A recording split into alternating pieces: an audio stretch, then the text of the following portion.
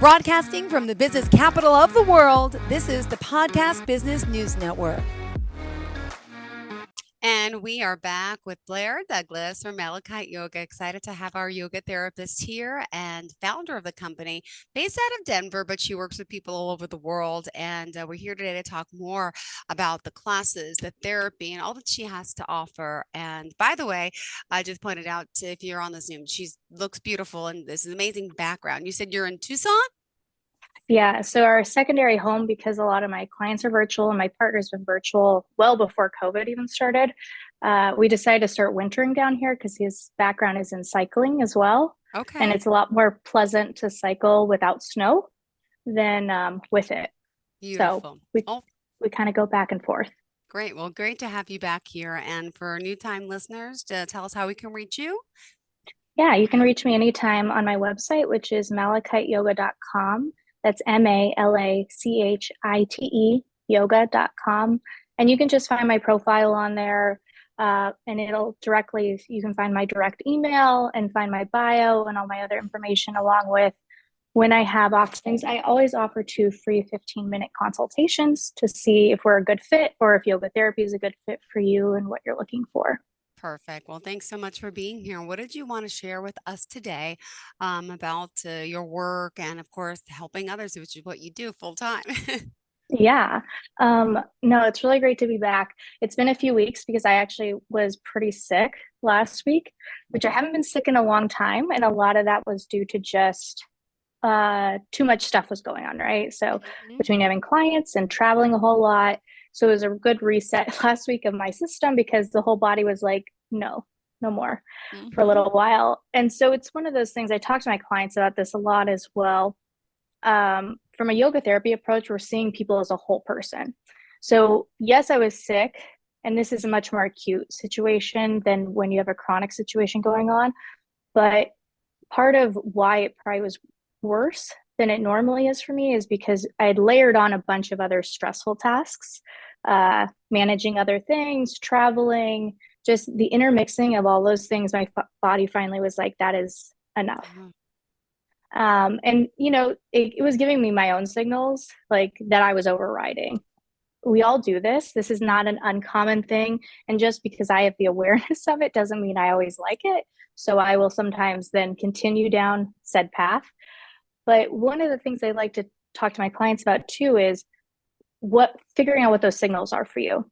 And sometimes that's the acute signals of like, I'm getting sick or an acute injury, right? Something happening. And like we've talked about in the past too, one of my specialties is chronic pain. The other one is functional mobility issues and neurological disorders. And one of the other reasons all 3 of those are things I specialize in is because they all correlate quite well together usually. What'll come up a lot of the time for some people, like let's say dealing with a functional mobility issue, maybe they had a surgery or an injury from years ago, and they still don't have the same mobility, let's say back in their shoulder, so they can't reach their arm up. But it typically, a lot of times, sometimes coordinates then with chronic pain happening at the same time. The other aspect of it too, with neurological disorders, when we get people with, let's say Parkinson's, dementia, other things that are coming up, and they might not even be that far down that road, but sometimes our bodies then is starting to give us false signals, which can happen too. So that's for that chronic pain. A lot of those people also are experiencing discomfort in their body because we're no longer getting those correct signals. So part of what I thought would be interesting to talk about today is somewhat of me like figuring out on my own this last week, like my system had been overridden, and then how to get back to, okay, I'm paying attention now. Yeah. I don't need all the extra signals. I'm aware that I don't feel good. I need to take a step back, do some extra stuff, but I was still able to actually do some other work stuff. I did lose, part of the reason you haven't seen me for a few weeks, I had no voice for the last week. So I couldn't speak above a whisper. So obviously you wouldn't have been able to hear me either. But it was one of those things, like I physically felt okay. I just had no voice. So it very much made me monitor and notice where I was overusing, over talking, stuff like that. I got a lot more time listening, which was fine and perfectly went really well. But for me, what I realized, I needed a little more sleep, I need more rest, and I needed to check in more. It's really easy for us to get going. I'm Yep. sure you've done this many times. You're like, I have to get XYZ tasks done. Hmm. It doesn't really matter that I don't feel great today or I'm very tired. And that's when sometimes we do sloppy things, right? Like where we misstep off a curb, or, you start feeling really ill, and then it just increasingly keeps getting worse until it's shut you down. Yep. So a lot of what I want to talk about today too is noticing those signs for yourself. Hmm. So one of the things I work with my clients is, let's figure out what those signs actually are for you, because what the signs are for me aren't the Hmm. same for you, Jill, or even my other clients. Sometimes they could be, but because we have individual lives, your schedule is very different than my schedule. You know, Hmm. how you work, how you function is different than how I am. And so it's important for me to recognize, like, okay, these are signs for myself, but what are your actual signs? So it might be something where you kind of can realize too and check in with, like, okay, this is when I'm noticing that I'm hitting this fatigue point or I don't feel good throughout the day. And typically on those days, I'm doing this task and this task. So how can we start to mitigate and change, like when these tasks are coming up, to be aware that's also now firing another system to cause some pain and flare up. So you might start thinking about that, Jill, and I'd love to hear your input if you have, just like as I'm saying that, Yeah, thought of my pain. something. It's okay. I was gonna make a joke. My kids, 24/7. But I can't get rid of them. No, it's when my kids leave the house and then I start cleaning up after them, and I'm on my hands and my knees, and I'm cleaning the floor because the soda they spilled. Then I'm holding the vacuum back and forth, and I have this arm problem, which I've told you about before, and Mhm. it's. I just noticed I'm washing the dishes, and everything's so hard with my right hand that I'm doing when they leave the house and putting their toys away. And everything is so, and I'm in a rush ready because I have to get to work. And so I feel like I like what I want to do and I haven't done. I want to buy a sling, and I want to keep it in the sling and really notice how much better it probably would feel because I'm overusing it and don't realize that I overdo it with the right hand. Just the little task of picking up and cleaning up after my kids. And then the pain Yeah. starts. Yep. And it can be something as simple as that, right? Like that's a daily task, or, every few days task, situations where that's not an uncommon thing for us to be doing is, children, pets, partners, they're all messy.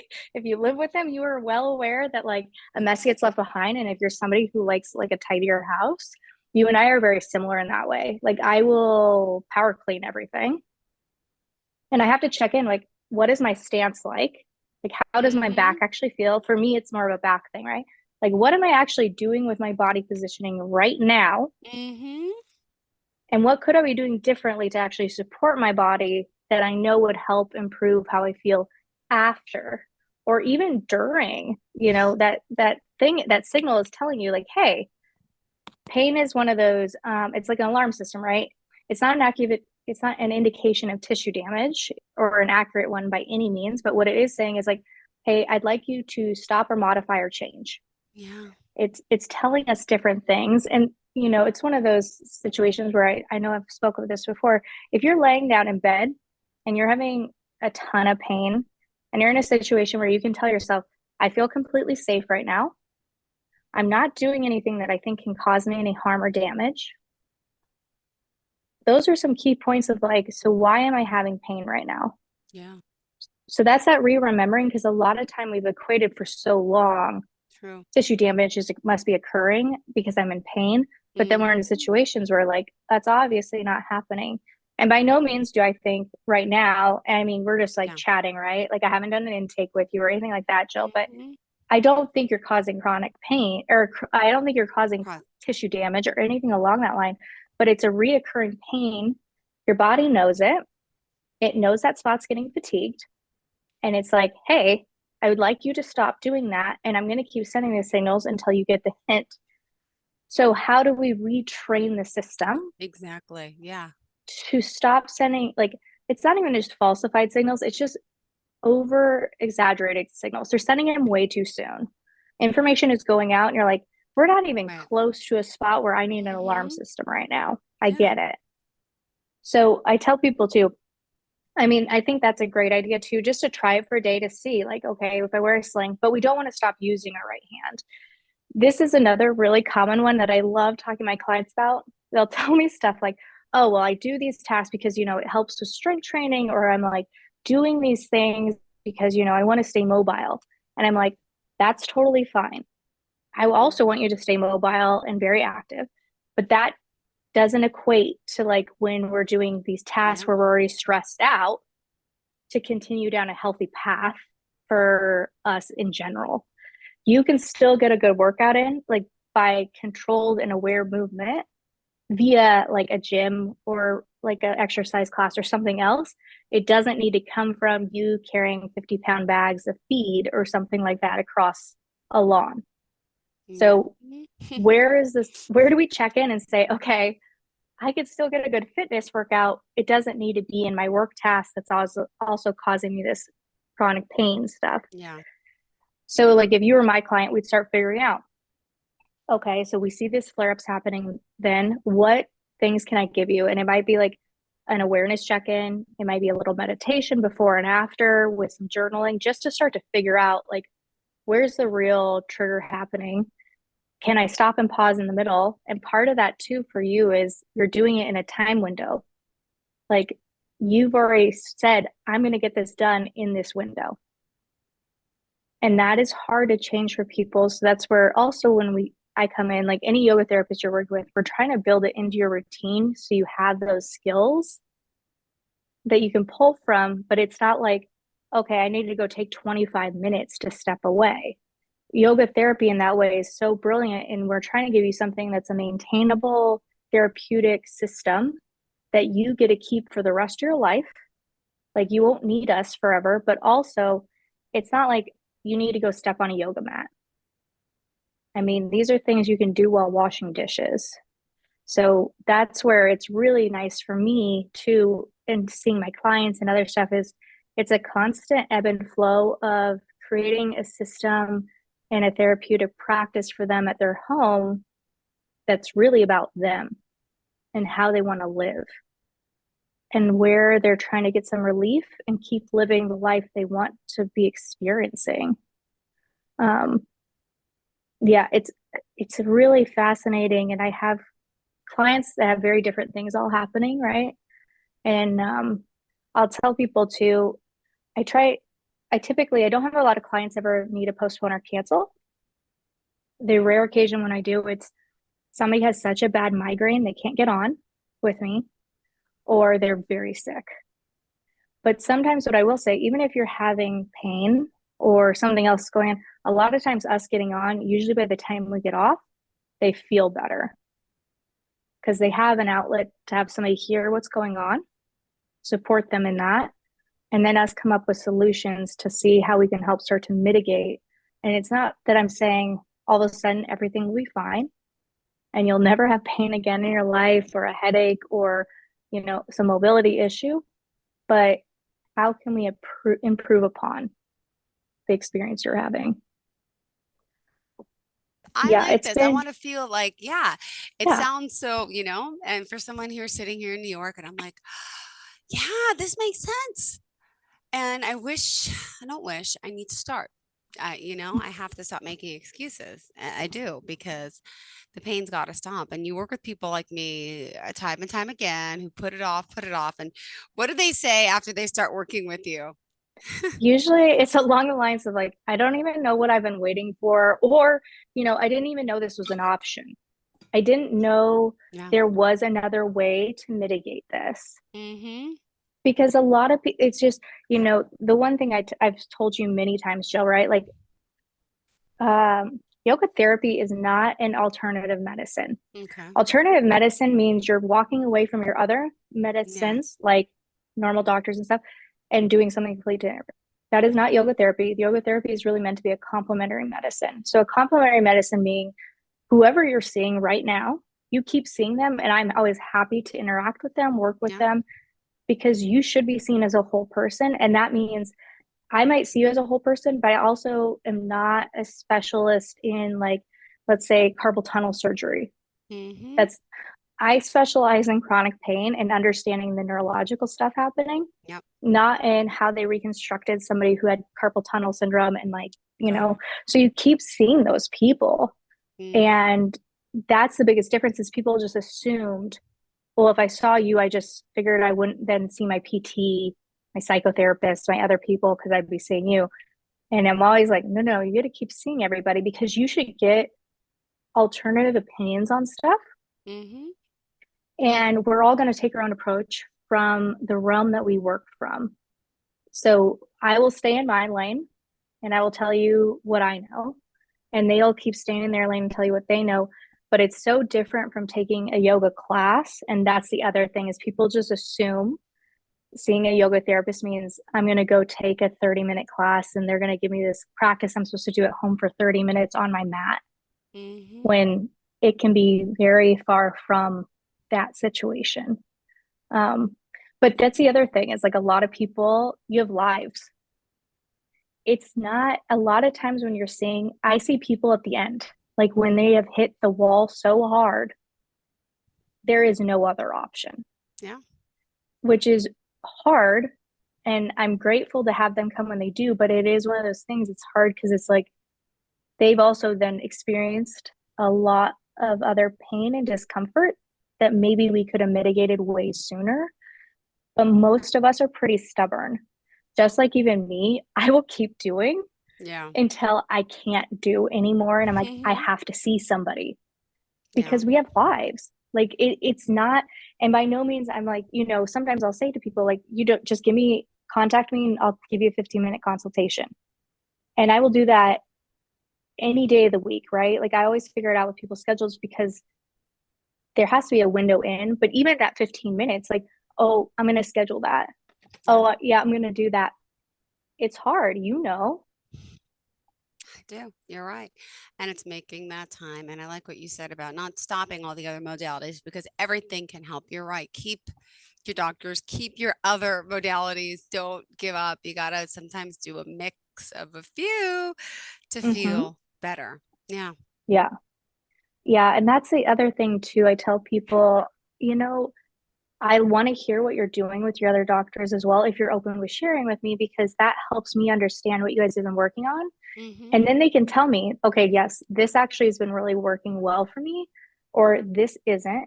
And sometimes it's, I love this doctor, my specialist in this, but this other doctor I'm seeing, I don't really trust, which Mm-hmm. I've heard one too many times. And it's sad.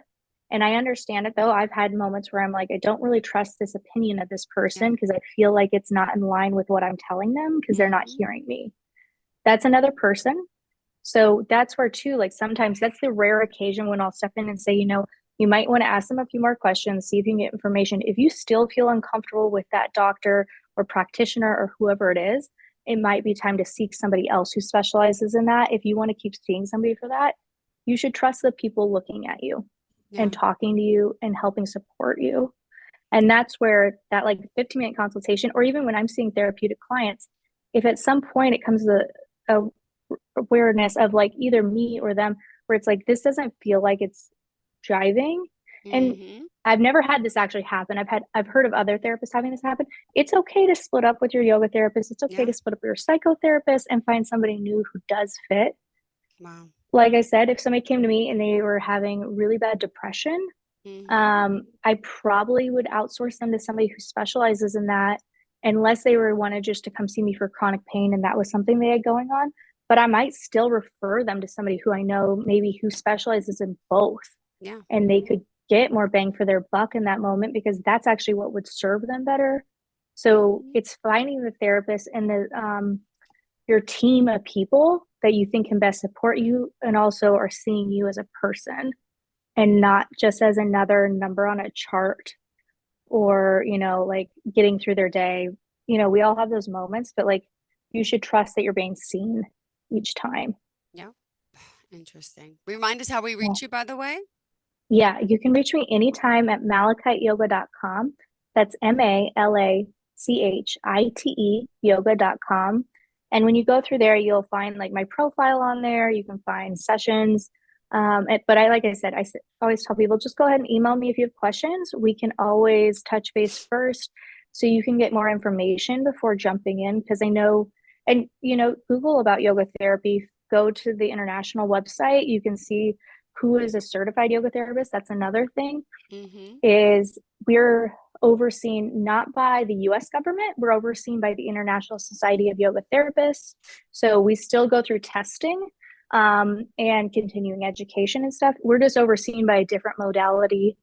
And because of that, I can work with people throughout Canada, Mexico, like anywhere. Where if I was just like any other psychotherapist, you have to kind of stay in your state. There's a border, or you have to test in every state, where yoga therapy is more open, where it's like we're seeing people. Got it. Well, doesn't matter where you live.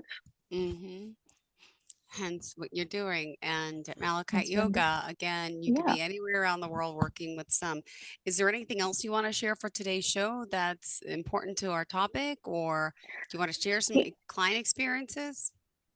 I think the key takeaway I would hope people kind of take from today is start to notice what your patterns are. And by noticing those, sometimes that can even start to help with some relief when you're having chronic pain or other stuff come up. Notice when those things are occurring, how it's happening. And it's not to say they're wrong and you need to modify or change them. It's just start to notice who you are. And when you're having interactions with your neurosystem and things giving you feedback, and finding somebody that can support you and help you learn more about yourself, so then you can support yourself in a way you want to be supported. Like I said, my email is always open. I love to do little 15-minute calls with people just to talk them through stuff, but spend time and don't wait. That's the other thing I tell people all the time. Even just getting your foot in the door to start down that path is the hardest part, because once it's happening, you're like, okay, maybe this wasn't as bad. And I actually do have an hour a week to meet and do this. And then the 5-minute a day things that I'm working on, I actually did have that time and it is improving. So sometimes I just tell people, I'm like, I do this too. You got to get out of your own way and remember how you want to feel. And if you want to get back to that spot, seeking some support, because we all specialize in something different, can be the first step to feeling how you want to feel again. Oh, thank you so much. All right. Remind us how we can reach out to you directly. Yeah, you can reach me anytime at malachiteyoga.com. That's MALACHITE yoga.com. My name is Blair, and I'm always available to chat whenever needed. But yeah, I love working with different clients and new experiences. And it's always such a nice experience to see people start to feel better in their bodies. Perfect. Well, thank you again for being here, for joining us. And we appreciate your time. Enjoy the rest of your day. What time is it where you are now? I think we're at just noon. Noon. Okay. So, enjoy. I was going to say morning. Enjoy the rest of your afternoon. All right. We'll talk soon. Thank you so much, Blair. Have a great day. Hi, my name is Blair Douglas, and I'm a certified human. Just kidding. I'm actually a certified yoga therapist specializing in chronic pain, neurological disorders, and functional mobility. If you're somebody living with one or all of these things and looking for support in your life, contact me anytime at malachiteyoga.com. That's MALACHITE yoga.com. I look forward to hearing your story.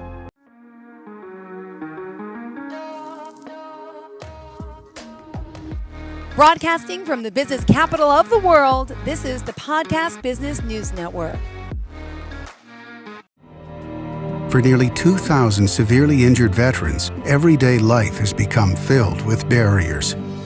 Day-to-day simple tasks can become pretty daunting. I have to carry my chair up 2 flights of steps or have somebody do it for me. What scares me the most is just the falling. When I'm struggling with my house, I think, to have that one great barrier just knocked down, it's crucial. Home for Our Troops is a wonderful nonprofit that builds a mortgage-free, fully adaptive, handicap-accessible house. And there's no catch. It'll be our very first home that we've ever owned. This is a game changer. This is where your life begins again. We need you to join us in completing this important mission. Please visit hfotusa.org and help build homes and rebuild lives. Because of you, everything's going to be okay.